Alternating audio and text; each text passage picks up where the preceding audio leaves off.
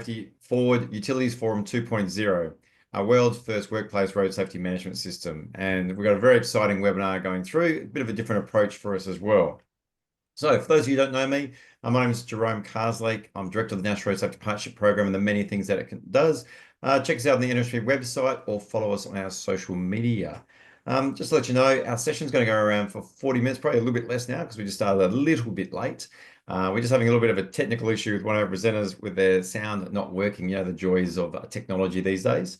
So after the webinar, there will be a link sent out to the recording and a PDF of the PowerPoint as well. So you can always catch up on it and watch other things as well. Now, we like to make these as interactive as possible. So we have a question slide here. The chat box is also open, so feel free to throw a few things in there and let us know your thoughts as you're moving along. And as we go through it, we're going to make it a little bit more interactive than normal, but we're going to hold that right through to the end. So we have 4 different presenters today joining in. I'll be kicking it all off. But first of all, we have Kev. G'day, Kev. Hi, Jerome. How you doing? Good, mate. So a bit of a background on Kev. He's worked for 20 years at Energex, now Energy Queensland. He is the emerging talent on the transport safety scene. Pretty impressive. Starting out as a linesman and now moving out as a senior safety advisor of transport late 2021. And I will admit he has attention to detail, so he picks me up on things that I miss quite often. Ability to link trends at the coalface and with a strategic organizational intent and passion for a pragmatic compliance. So welcome to you, mate. Great to have you on today. Hi, Jerome. Yeah, thanks for having me. Joining Kev is our magic person, Dr. Lucia Kelleher. She has decades of experience working with organizations uncovering the how and why humans, groups and individuals at times do things contrary to expectations. In a world awash with data, Lucia's skills lie in converting overwhelming, baffling, and often conflicting data to actionable insights. So transforming people output, reducing accidents, and increasing employer satisfaction. So welcome to Lucia. Hopefully your sound's working. No, we're having a little bit of technical problem. Fingers crossed we get through. Worked perfectly, obviously, in our practice run. Joining us, another person is Michael. G'day, Michael. Hey, Jerome. Michael is an accomplished asset management operations practitioner with over 20 years of experience in a variety of maintenance and leadership roles. Michael has completed a leadership development program at Mount Isa Business School and is currently undertaking his MBA at the University of Newcastle. So awesome to have you joining us today, mate. Thanks, Jerome, and welcome everyone.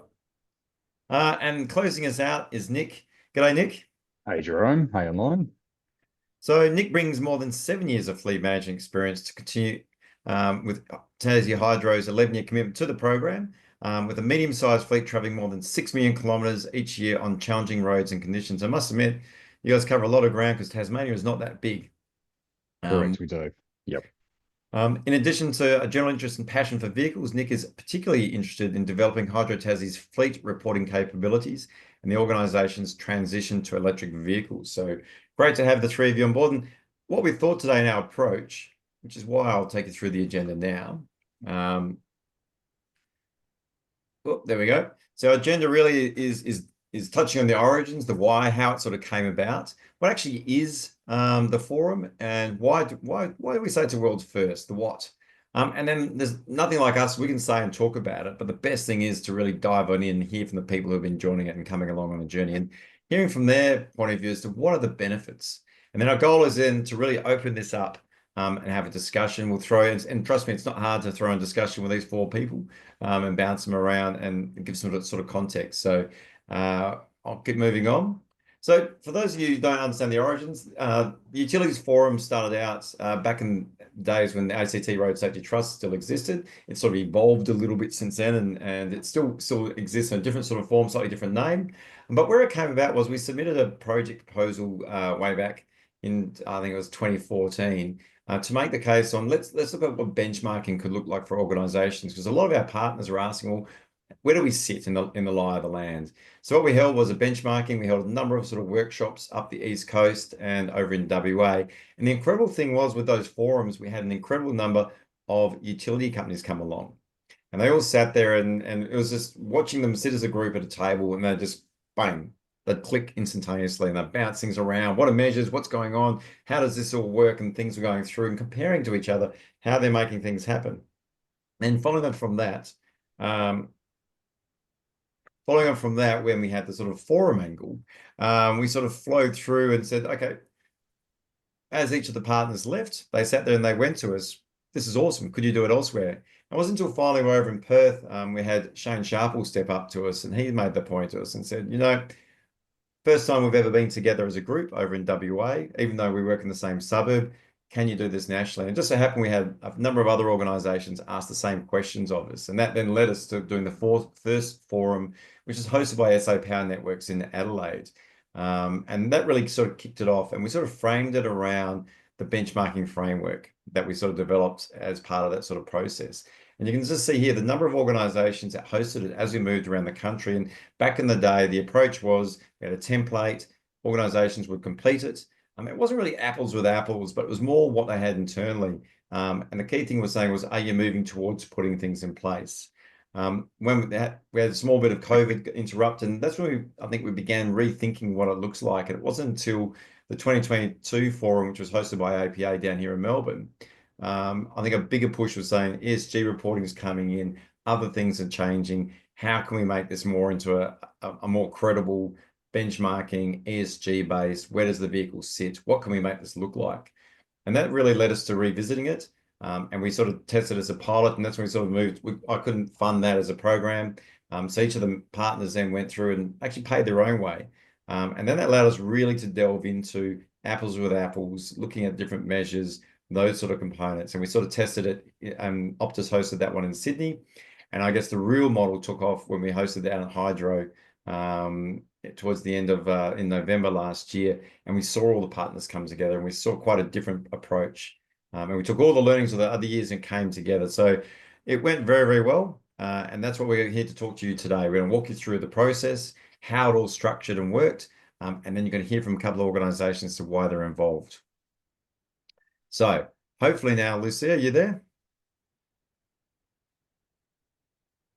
So we have got some sort of problems with regards to Lucia having some technical issues, as you can sort of see here. But what I want to just, I'll sort of ad lib, and guys, you can jump in and help out as we move through. And all four of us will try and pull the weight for Lucia. And the reason we have Lucia there is because she's very unique and quite the powerhouse in her abilities to go through and talk through and look at the analysis and goes above and beyond. But what I want to point through is road trauma is going up across the country. And for all the utility companies covering enormous mileage out there, it's not the power, it's not the water, it's not the gas, it's your workers going from A to B, driving on the roads. And that's the number one sort of risk. And the idea was, and we're sort of looking at this, is not just looking at the data and focusing on what the data is telling us from an organizational point of view, but let's really get out to the coalface. Let's engage and draw in where the workers are sitting and seeing what they're sort of experiencing on the road. Where does that sort of sit? And how does that compare across the industries with other sort of organizations? So the thing is if we can then begin drawing on what the sort of drivers are feeling and seeing what's impacting their risk out there, we get an understanding of how that then aligns to the data from the management point of view, and we can flow through and where does that sort of sit with regards to the organizational point of view as it goes through. Any luck, Lucia? I'm on the phone and I can. There you go. You're working. Clearly. You're there. Oh, am I? Yes. Okay, great. All right. Over to you. So I think you've just worked through that slide. So if you move to the next one, please. So effectively what the program is, I've got echo on the phone. It's a way of actually looking at reducing crashes, incidents and near misses. So in order to do that, what we wanted to do was try and ascertain what all those risk factors were across 5 categories. So we went global to actually find out what these categories were, because when you're doing any sort of research at this level, and particularly benchmarking, you must make sure you got your criterion validity correct, which is, are we testing and asking the right questions here? So in the first year, we looked at these categories. So within those 5 categories of identifiable crash, incident and near miss risks, there's 26 variables. So in our first year, we actually proved that those particular variables resonated with drivers. We had no questions whatsoever back from drivers as to we were missing the mark. So we also collect business metrics. So you can see there, total KMs, vehicle numbers, those sorts of things. And the big thing is that with this project is that we're collecting driver experiences. So we're collecting the voice of the driver data. So we're asking drivers about how many near misses they're experiencing, what categories, and there's a number of factors that we use in terms of being able to ascertain what the primary risks are out of those that range of variables, which, as I said, is 26 possible causes. Then the manager perceptions of those risks are also collected. Then we compare them. So on the annual forum day, over 1.5 days, we workshop the entire results with all of the partners. Then it's followed up with a site visit, which are still going on at the moment. We've almost finished, but we actually visit each partner and present their own bespoke, unique report, which is tracked year on year and compares their data to the group, which is what the point of benchmarking is. And also the benchmarking data complies with what are now mandatory ESG and sustainability reporting obligations. Next slide, please. So what did we find? So in our first and second year, we're in our second year now. So we're basically, walked beyond the pilot. And this year was an opportunity to see if we'd confirmed what we found in the first year. So what we found was universal gaps in reporting across the industry. So I had many partners saying, "Oh, Lucia, we don't have this data. We've got gaps." I said, "Don't worry, everybody else is in the same boat." So that was one of the big findings. It was these gaps in data that businesses thought they had, they were across it, but they weren't. So that's okay. But then once everybody realised they're all in the same boat, that's fine. That's great, because we're all in this together. We can all learn to improve and get better over time. And of course, the similarities between the crash incident data and the near misses was very, very similar across the entire industry. So the other big thing we found with the managers was that there was virtually no alignment between business units that interacted with drivers, primarily fleet, safety, operations, and engineering. So all of these business units were having input to drivers on a daily basis with respect to what they were doing out on the roads. None of them were aligned. None of them had perceptions that shared the same perceptions about what were the main causes were. This is an unintended, very common organisational situation where the in-group doesn't share with the out-group. It's normal. And we find that across the board in businesses. But in this case, when it's safety and it's the drivers, because primarily the business that all of the utilities are in is building and maintaining an essential services infrastructure, and people are out there, they're drivers doing that. It's an unacceptable risk that the businesses all realised that they had. So the drivers stand out, homogenous data across the entire industry. It didn't matter whether you were gas, electricity, water, or communications. The shared experiences of the technicians, workers, drivers was the same. The number of near misses experienced literally by the drivers compared to what the business had recorded varied by a ratio of 20 to 1,000-fold. Now, that's not a percentage.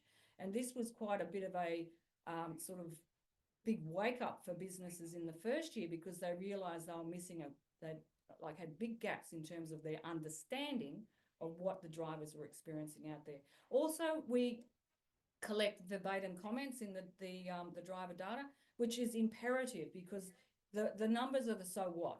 Who cares? So what? What does it mean? But those driver verbatims, and I must say the drivers are incredibly generous in terms of putting input in. The drivers all are so willing to participate in this process. They really want to be heard. So from those 3,000, that was just in this year, and we had a similar Lucia, number in the pilot.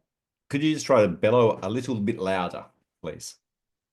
Sorry, speak Can you louder. just talk a little louder or sit a bit closer? Okay, That's better. Just sit nice and close. all right. Can you move to the next slide, please?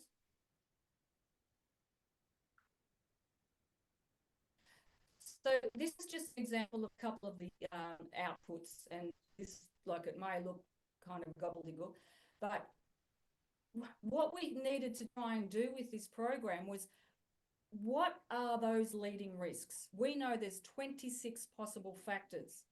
So where do you put your effort? Where do you target your funds in terms of making the real difference where it matters?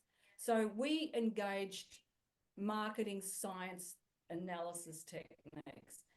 These are the techniques that are used across the board and have been for decades with marketers, which is why they're so good at selling your stuff. And like currently, a lot of the safety products that your businesses use are off-the-shelf products that have employed these exact methodologies, so they know what the low-hanging fruit is to target when they sell them to you. And look, that's just done across the board with everything that's sold, product or services. So we employed that technique. Now, this technique uncovers the party line, if there's a party line, and you often find with cultural things within organisations, there's a particular view that everyone holds versus top of mind. Often you'll find a difference. And so if there's something that's a recency effect or an immediacy effect, you'll see it come out here. And we saw this come out across the board in both years in terms of that difference between what's really going on and what is perceived or culturally perceived in the organisation. Next slide, please, Jerome. Now, this one, it looks even more scary than the previous diagram, but this is another technique. We actually employ 3 techniques within the analysis to try and confirm those primary leading risks. Unless we do apply that level of rigour, we're not going to be able to be to prioritise those risks, because like I said, there's 26, and that's an awful lot. And to be able to go, okay, this is where we need to put our effort.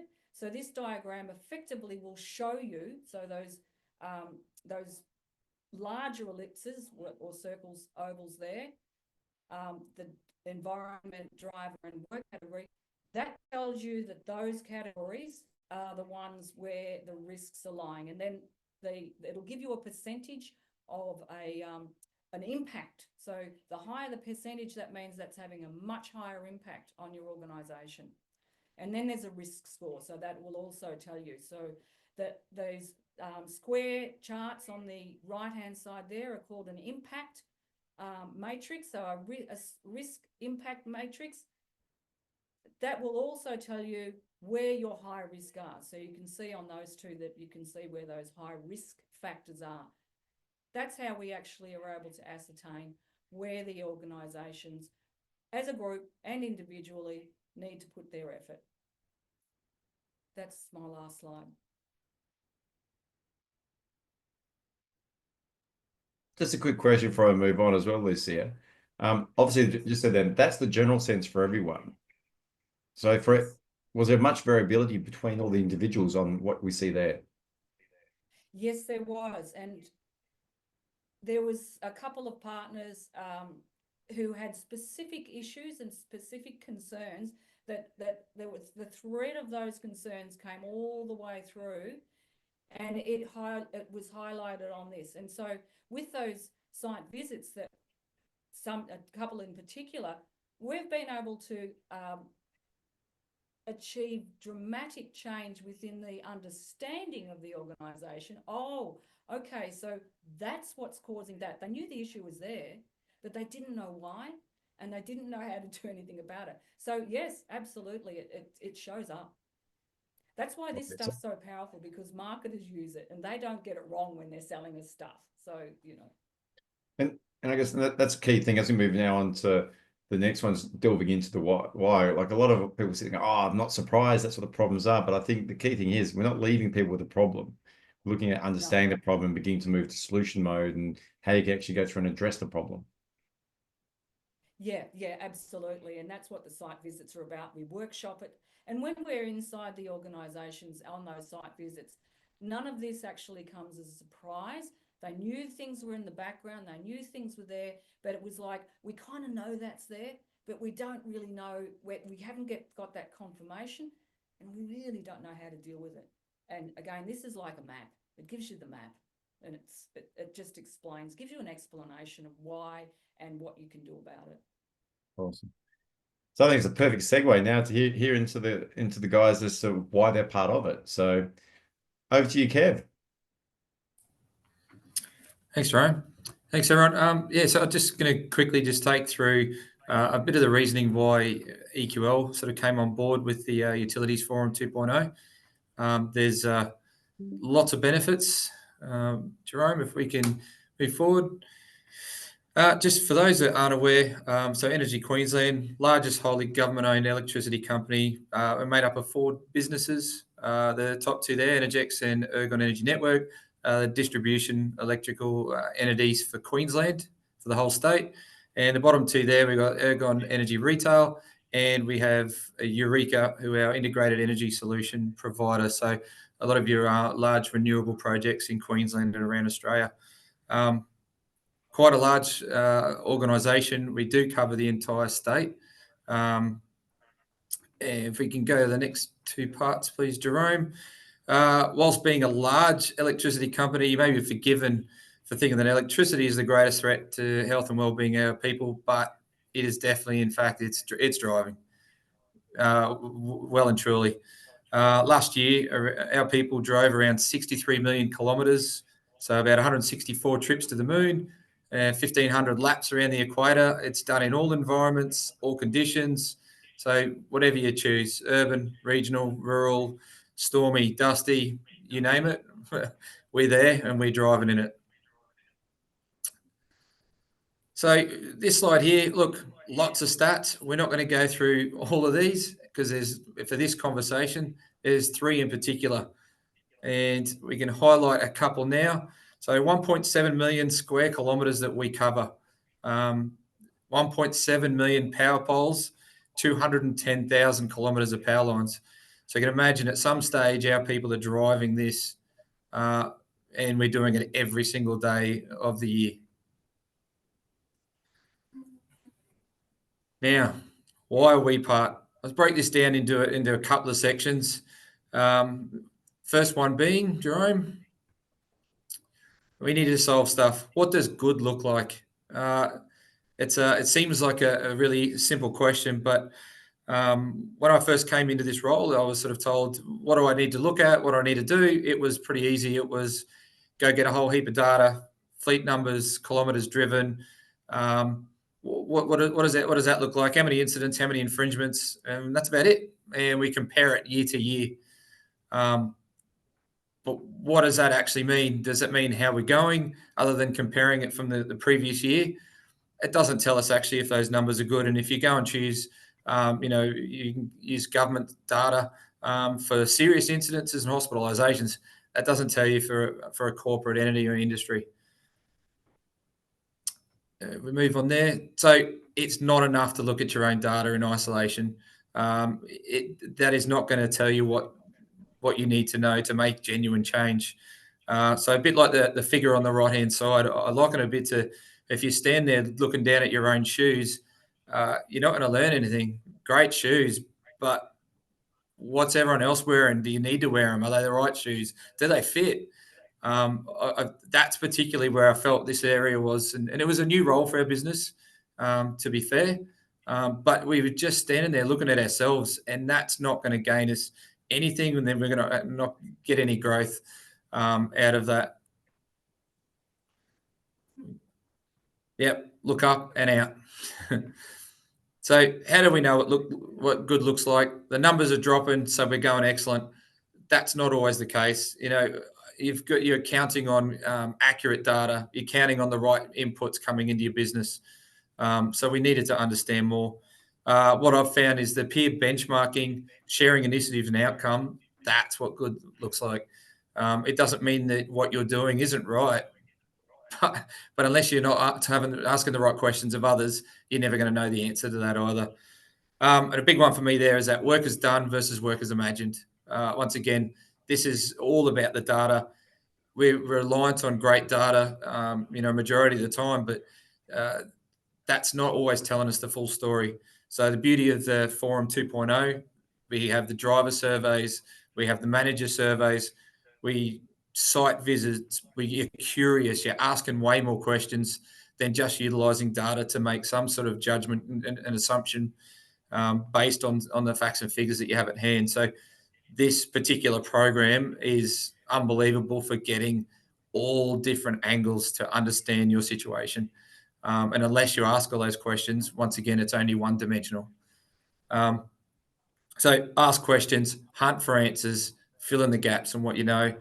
The other part there was certainly around what impact are you having on your contractors? Like other industries, we utilize a large amount of contractors that do a lot of kilometres, potentially more than our business itself. And they're doing it on behalf of us. So how are we impacting them, whether that be program of work and the different pressures that we put on them, the geographical spread for their work? What are we doing to them, and what can we do to assist them to reduce that, that threat on their, health and well-being by running them all over the place? Is there some sort of collaborative scenario that we can change this and put better planning and programming behind it to assist them? And the next one, we've got reinvent the wheel or not. So great thing of the 2.0, there's some fantastic people in there. They've all, I'm fairly new to this sort of part of industry, but there's some that have been doing this for a long time, and there's some really fantastic people in the group. If you have a problem in your business, you're almost guaranteed that if you bring it back to the group, they've either come across it or have considered it as well. So you end up in this really collaborative space of sharing things where you may not need to reinvent wheel, you might just need to tinker with it. And obviously from a business point of view, way more economical is particularly even on time frame. You can leverage what people have learnt and what they've achieved. So before kicking off programs and projects, yeah, mate, I do it regularly, and I know just about everyone else in the group do. They run it past everyone. I ran it through. I think I gave 2 examples there. Questions around Land Cruiser 70 series, in-vehicle technology. Who's got dash cams? You just ask the group. Whatever comes up, put it to the group, and through that collective experience, you're bound to get the answers you're looking for, or bound to get a partner. And the main part on this, is it a collective or a competition?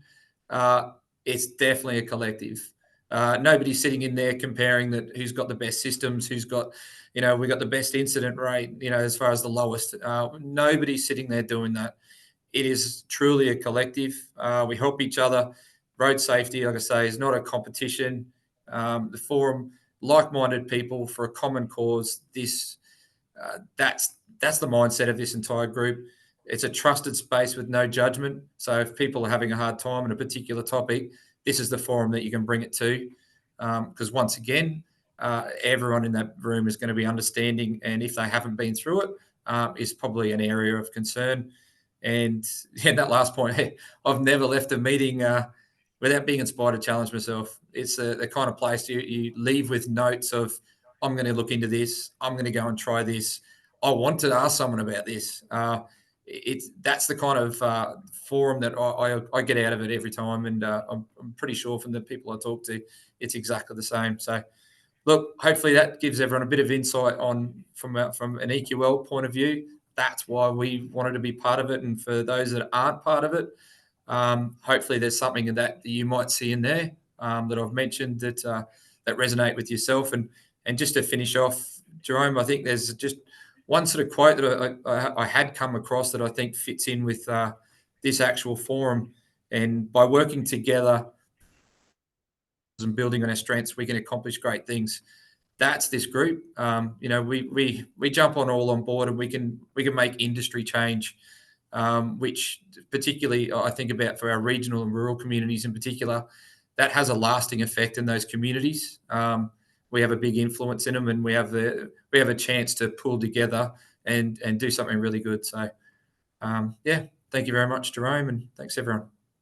Awesome, Kev. Thanks for sharing your insights. And I would just build on that as well. Like, you'll just see here from Kev, Michael and Nick, three similar sort of personalities, and that's what the cohort is. I think that's why the trust and the sharing goes so well. So, talking about you, Michael, over to you, mate. Thanks, Jerome. I'll just give a little bit of background. Firstly, on myself. So I've been very fortunate to be with Essential Energy for just on 7 years as the fleet manager. And certainly two things in my role is to provide a fit-for-purpose fleet and to ensure as an organisation that we are doing everything we can to improve road safety, not only in our footprint, but also in those communities where we work. So we build, own and operate and maintain the distribution network across New South Wales. So if you just flick on the next slide, sorry, Jerome. So across New South Wales and a small portion of Queensland. So again, quite a diverse footprint. Just over 3,500 mobile assets in the fleet, made up of light vehicles, heavy vehicles, boats, excavators, you name it, we've got one. And quite a significant distance. We wouldn't be a part of this group if there wasn't a road risk there. So quite a diverse footprint, quite a diverse fleet, and quite a diverse communities that we work in and around. Just the next one, sorry, Jerome. So a few dot points there for us on why Essential Energy is involved with Utilities Forum. So road safety is around working together. So as an organisation, we can know our own risks really well. But where we go to great is when we understand other people's risks and do we face the same risk. So it's around, we're not there to be the best. That would be great, but it's really hard to be the best at safety. Challenging to be best at safety.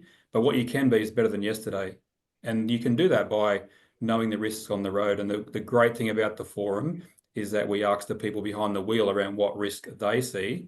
At times there is a risk there of not being aware of what our drivers are seeing. So we ask the question, we dig into the data, and we ensure we are looking at the right risk, and then we also put that across the forum. So, is Essential Energy seeing the same risk on the road as EQL or Ausgrid or another utilities partner? So we make sure that we have a much broader look at what those risks on the road are. It also provides a really safe space where we all care for each other, and we're all committed to reducing road trauma. We talk about it openly. We understand why we're there, and our vision is to remove road trauma from our lives and off Australian roads holistically. So, we have a very clear vision on where we want to be.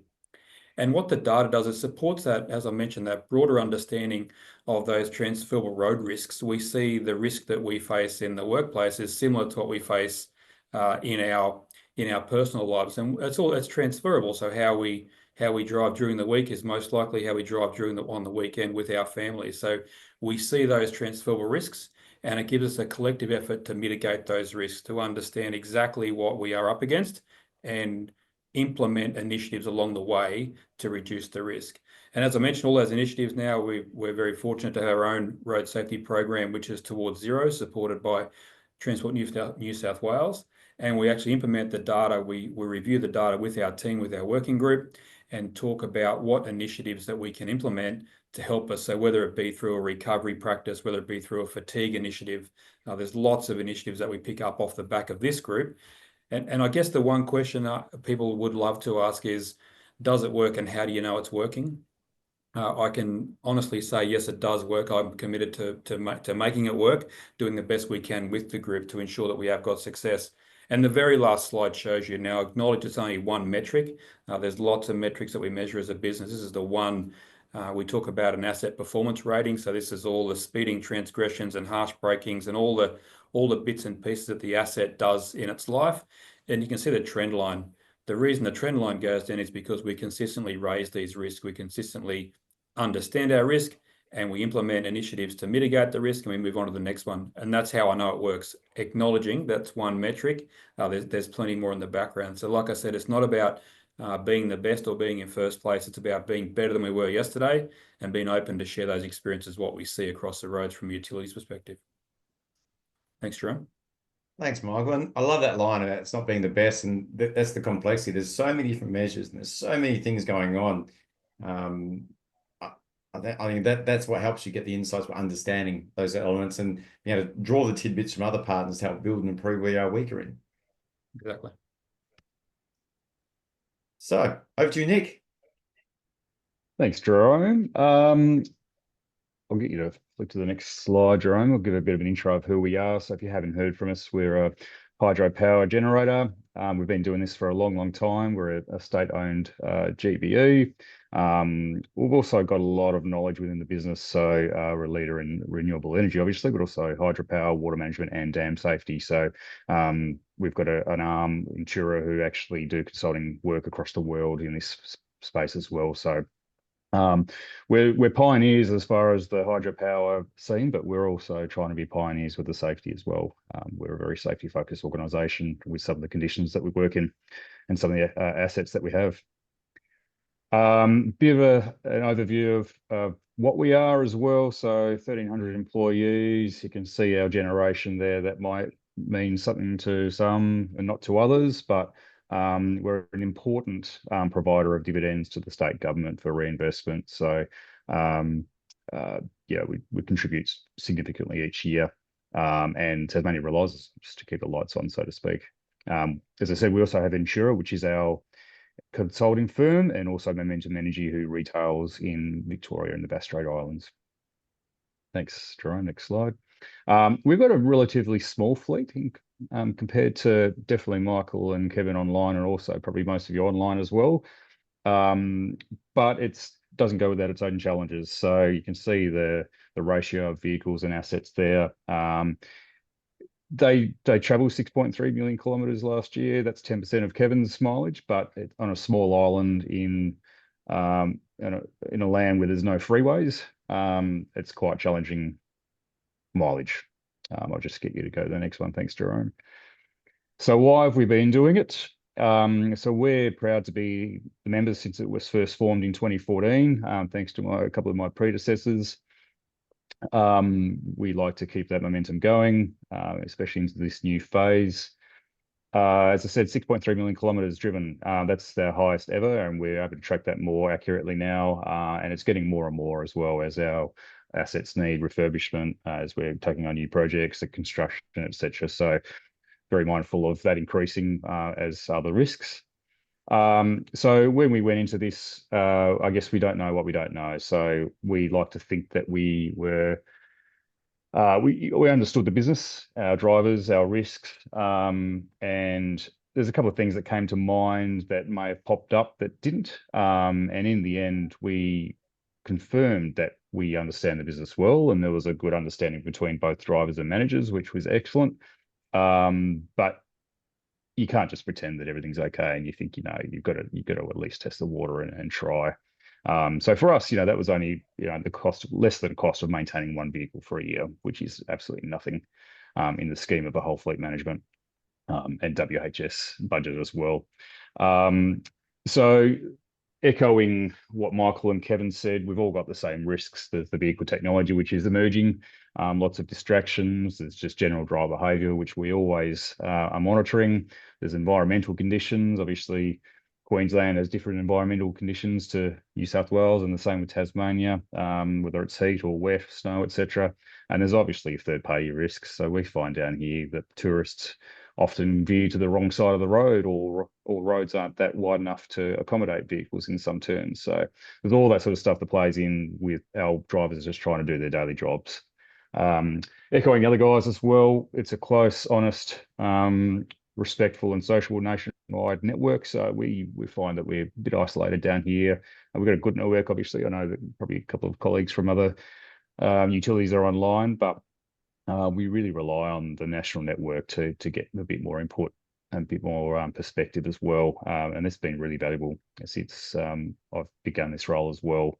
As I mentioned, our manager and driver perspectives were pretty well aligned, which is excellent, but still some work to do there as well. And in general, for us, I think we just get out about what we put in. So going on to that, we're looking at what we need to do each year to actually improve the data that we get. So I think discussions that we had early on when we tested this concept was, our versions of a near miss or an incident or something like that were kind of the same, but also different. So I'd like to get everything consistent here so we can instantly just input that into each year that we can contribute to this program, and that means that we're getting consistent data, we're getting consistent results, and nothing changes too much. So that's going to be the outcome. is changing our incidents, particularly in the first instance. And also we find, I don't know about Mike and Kev, but we find that the field drivers have very different perspectives to the office drivers. So field drivers are doing it all day, every day. Office drivers just get out there once a week, or if that. They have very different risk appetites and tolerances. So that's what we're focusing on. So you can see there's what you gather, you put into it. You find your own little niche that really sort of stands out for your own businesses. But that's pretty much where we're at. So we're still working through last year's results and already focusing on next year. So that's all my slides. Thanks, Jerome. Cool. Awesome. So open it up for questions and throw it to everyone. I guess I thought, Nick, you made a really interesting point there, which one of those things that sort of pop up. Like for a lot of organizations, and it'd be interesting to know what your thoughts are, all three of you guys, is the vehicle is quite often where everyone sort of it's the go-to. If we improve the vehicle, maybe that will protect that's where our safety is. It's so easy to throw money at fixing a vehicle and do that, but sometimes it can be harder to invest in your people or things like this. What's your thoughts? Who's going to throw? Yeah, I can kick off, Jerome. So that your one line of thinking is that absolutely, if we have every piece of safety technology in the vehicle, it will be transferred into reducing the risk, and there is a portion that is correct. The big part, what is normally missed, is the driver. Like, how are we supporting the driver? How is the driver's fitness? How's their mental health?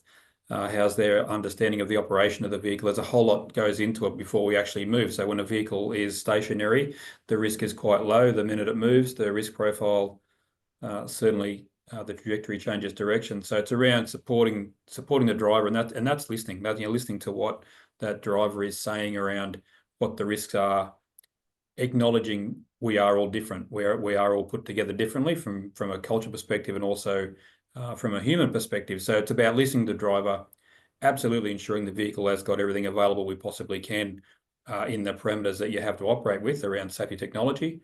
But certainly, more than not, it's the person behind the wheel we need to support and listen to around how we can encourage, better driving behaviour, and that can come from a lot of different factors. As I mentioned, it's that fitness for drive, the mental health, the culture of the business, being open and honest to say when something doesn't work, having that really safe space to speak up when something isn't right.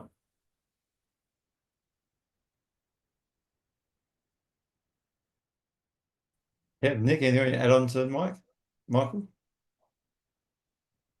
No, I think he covered it pretty well. I think just we assume that putting a new vehicle into the field or into the organisation itself is a given that everyone's going to understand it as soon as they get in it. I think vehicles are changing so quickly these days that we can't assume that everyone's going to be comfortable. So I think that's a learning for us. Very small focus of the overall safety perspective, but that's something that we're going to really take on board and make sure people feel comfortable, because that's a part of driving safely and confidently, is that you feel comfortable in the vehicle that you're driving. And what's some of the surprises you think that sort of emerged? We've just gone, oh, I hadn't thought of that. What are some things that have popped up? I think as new and emerging stuff goes, Jerome, with those vehicles, I think the inputs for our drivers are ever increasing. The capabilities of our vehicles and technology, and certainly in the recent sort of data that we've all been getting through the UF 2.0, is the inputs and beeps and different things that they've got to interact with and manage within a vehicle. Some drivers are starting to feel overwhelmed with the amount of inputs coming in from the vehicle, and that's probably something that we may not have come across before. The vehicles, whether they be OEM from the vehicle themselves or aftermarket put in by the businesses, there's certainly much more interaction and just general data and information inputs coming into our drivers than ever before. And I think hence why, Michael's point before, when he's talking about it's about the driver, the vehicles, it's great, there's technology. How have we equipped our drivers with the ever increasing number of inputs? That's certainly through the data, looks like that continues to be a bit of a challenge moving forward. Jerome, I noted in the survey, we do actually ask the question around how well do you know your vehicle, or how do you feel about your vehicle? And whilst whilst we do get some interesting comments, what we see there is, I know my vehicle really well. I know what it feels like. I know when something's not quite right. And to Kev's point around when that safety technology can be saying something different, we start to creep on that emotional connection to our vehicle. Well, if you're going to tell me what's wrong, I'm going to listen to you rather than myself. So there's a sacrifice in there somewhere when we look at safety technology. Yes, it all works, absolutely, and it's there for the right reason. But we also need to be aware of that emotional connection between the driver and the vehicle. If we lose that touch on how do I know something's wrong if I'm relying on technology, there can be a risk there as well. So I think it's around the why. Why does this technology exist? What does it do for me? How can I use it to the best of my ability? And in what situation is it going to be best applicable? So not all technology will work across every situation. So it's around, I think there's a big piece of work there as we continue to see, technology race far ahead of where we ever thought it would be. It's around to bring our drivers along on the journey and understand the why it's there and in what situation will it work. And it's like a comment Andrew made. Look, behavior has changed, and in my experience, it needs far more focus. And I think you're exactly right. We're seeing different behaviors. There's so much technology. There's other distractions. There's things flowing on. Busy brain, as Lucira will talk about quite often. And a lot of it seems to be coming in post-COVID as well. Just looking at Anonymous, while we're drawing around some of these emerging things, through a question, what new issues are coming in with electric vehicles? Underground operations a problem? Sorry, what was the last bit of that term? Underground? Underground operations a problem. Not sure what that is, but no, some of the challenges we're seeing in the EV world, again, there's the rate of implementation of new models, particularly in passenger vehicles, and not quite suited to some of our business needs. So we are trying to get that sweet spot of what the cutoff is compared to ensuring that they are fit for purpose. And then it's also around, we are asking people's time to charge the vehicle. So when can you charge? Where can you charge? I think the maintenance is a challenge. We've moved from a world where maybe every 6 months you service a vehicle. Some of the electric vehicles now say every 2 years. Certainly our experience is we haven't shifted our maintenance programs from 6 months just to stay in with that line of sight on safety. The technology in the electric vehicles is certainly second to none, but again, it can be overwhelming. We hear from different drivers around, I can't drive that model of car. It's too overwhelming. It's too difficult to drive. It's too challenging. We like the more traditional type. We're all waiting with bated breath around a light commercial vehicle that will suit all of our business needs, and I expect there will be a wait for one of those, and then the next change piece will be how do we adopt that into our fleets, because we are, again, I'll go back to it, instead of going to a service station where we fuel up, we now are going to pull up at a charging station and wait for a longer period of time. What's the impact of that to our driver from a mental state? Are we now in more of a rush? Are we going to cut some corners? So all these things need to be considered as we start to see the uptake of electric vehicles across not only the members of the public, but certainly across utilities. I'll just sorry, ahead. Jerome, I'll just cover off on the underground comment, because I can see a few comments going in there, but we're unique in that we do have 2 underground power stations at the north and the west of the state. So we're going through an interesting journey, managing the risks of those vehicles accessing underground. And it was only just recently we sort of assessed the risk of actually having unleaded vehicles underground again after maintaining just a diesel focus. So now we're going through the same process for electric vehicles, and I think the risks are very, very rare, very, very rare, but the results could be catastrophic. So we're working through that as we speak, and not just the power stations themselves, but we've got a head office here in Hobart that has a basement. It's a 1970s building as well, so you're putting a fairly big battery or multiple batteries in a short confined area, and that could potentially go wrong. Very, very small risk of it, but it can. So we're working with some consultants on some solutions there to mitigate that, to try and stop things before they happen, rather than actually ruling it out altogether. But it's it's a complex process that once it's done, and obviously battery health, battery technology will hopefully ease that in the future once we have other sources rather than just lithium ion. But yeah, it's an interesting one, and obviously would love to speak with anyone else going through the same challenges, whether they're existing or about to join.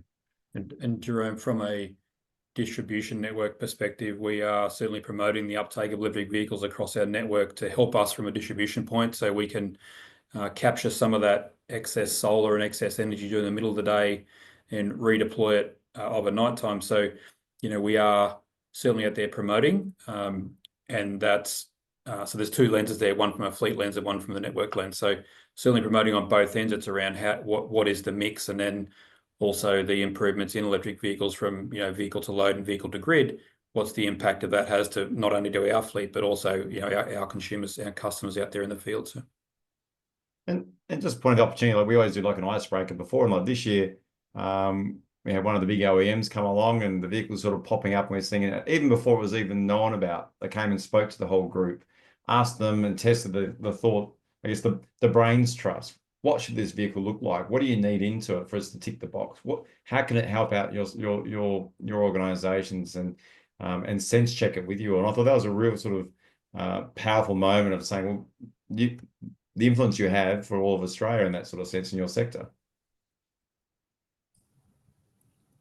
I think key on that, Jerome, point would be sort of, I see Daryl's query there around sort of COR, and you remember at the time, looking at the weight of the vehicle and carrying capacity and the like, the beauty of having all the group in there is we've got those conversations. We can, I think straight away, I think there's probably quite a few of us that will put their hands up straight away, can we talk COR?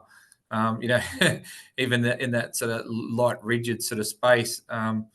And certainly I see there sort of crossover between driver fatigue and around physical work conducted. That's a common thing for all of us. I think about, our colleagues and our superstar over at Western Power and Dave Robinson and the work that he's been doing around fatigue management and their EWP operation over there, that research work he did with Adelaide Uni and the like. There's heaps of that going on within the group, mate, and people share their findings and we work together on all those solutions. So what you're talking about there is not uncommon and is something that we all talk and share openly, mate. So I think the power also is the trust and the openness. David putting it all out there, just saying, this is what I'm having, how does that compare? And just like I guess everyone then sharing, contributing, and then we sort of worked out, linked them in with the University of Adelaide, and I've done some fantastic research and work on that to provide an evidence-based approach that sort of delved in. And once again, Andrew touches on that point you made around the behaviours change. So how does this draw in? You've got all these bells and whistles and technologies and everything sitting in there, but still instances are taking place. So can you drive through the bum of your seat still these days? As we're coming up to the last sort of minutes, and there was a question there around, look, yes, anyone can sort of join. We're just developing a bit of a proposal outline of the program at the moment. How that's all going to actually, it's very close, and the website's getting updated to house the Utilities Forum 2.0 to make it a lot clearer as well. So the aim is to grow the group, and I think one of the powerful things that Kev made is with the forum partners as well. The aim is yes, you got the big guys here drawing the small ones in, bringing the contractors together, so maybe you can get line of sight moving through and up and down to make lives easy with everyone as well. And I think that was one of the insights the contractor was saying to Kev, this is how you're increasing my risk by doing it this sort of way. And the comment back, if I recall, was, well, we've just always done it that way. So no one's ever raised it as a problem. And that to me was the power of the trust, that they could do that. And then that leads to the epiphany of, well, how do we actually change the work systems? And a lot of other ones saying, well, this is how I address pressures from the regulators, because obviously there's regulatory requirements to do these things. This is how I address it, so it doesn't place pressure on my drivers, and all of them drawing those learnings together. So that's the real powerful part of the forum. So we just started a little bit late, but I like to keep things on time. What I'd like to do is just throw out to each of you and just say, look, one last take-home message from each of you. So I'll go reverse order this time. So I'll start with you, Nick.